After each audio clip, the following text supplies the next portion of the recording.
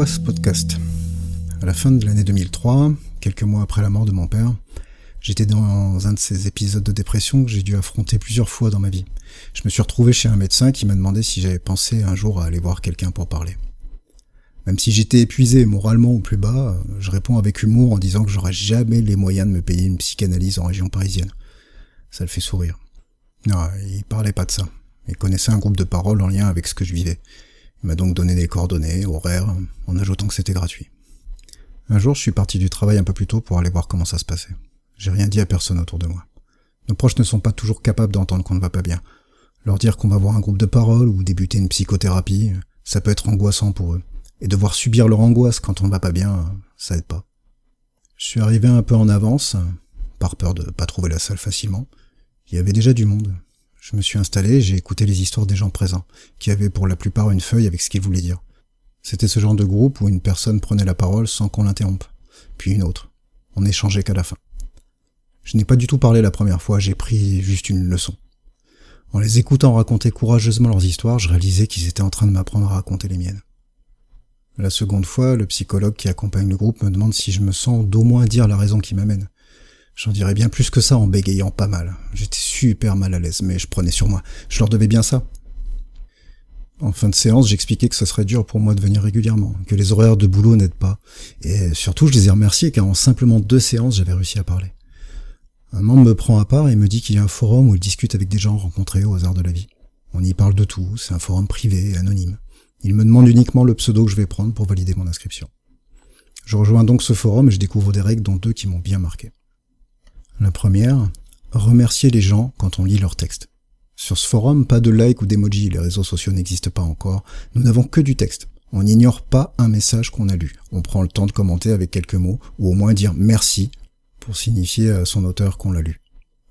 La seconde règle, alterner les récits. Si on partage quelque chose de difficile, il faut tenter la prochaine fois de partager quelque chose de plus léger. Cette seconde règle m'a semblé bizarre au début, mais il faut reconnaître que si on ne parle que de choses tristes, on va se donner l'impression de résumer notre vie à ça. Et même si la vie est jonchée d'événements douloureux, elle est aussi de moments joyeux qu'on doit chérir, qu'ils soient d'immenses joies ou de petits moments anecdotiques dont le souvenir nous fait encore sourire. Je commence à passer régulièrement. Les forums, c'est mon monde à l'époque, j'en fréquente déjà des tas, pour parler jeux vidéo, musique, et désormais pour parler de tout, avec ces anonymes qui se confient et s'entraident. Au début, je commente surtout, et progressivement, je me mets à partager des événements de ma vie, des souvenirs qui me pèsent un peu, mais aussi des billets d'humeur et quelques souvenirs amusants comme le suggéraient les règles. Il y a des thématiques, on a tous des tas de choses à partager. C'est libérateur. Nous sommes une bande d'inconnus, certes cachés derrière une image de profil et un pseudo, mais nous sommes bienveillants. C'est autant un groupe de parole que de soutien. Puis les réseaux sociaux sont arrivés, mais beaucoup de forums ont commencé à disparaître. Ce fut le cas de celui-ci. Il y avait de moins en moins de publications et un jour, il n'était plus là du tout.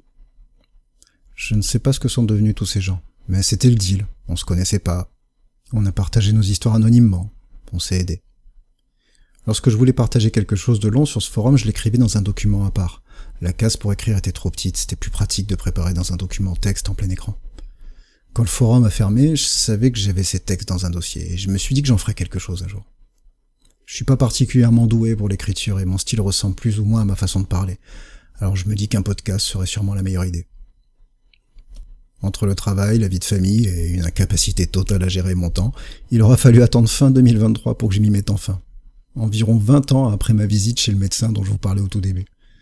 Ce podcast ressemble donc un peu à un journal intime, mais aussi à ces témoignages qu'on entend dans ce genre de groupe de parole. Tous les noms ont été changés, ça parle d'amitié, d'amour, mais aussi de maladie, de santé mentale, d'idées noires. Et je me dis que si un seul de ces textes peut intéresser ou aider ne serait-ce qu'une personne, ça aura valu le coup. Merci à vous qui allez m'écouter.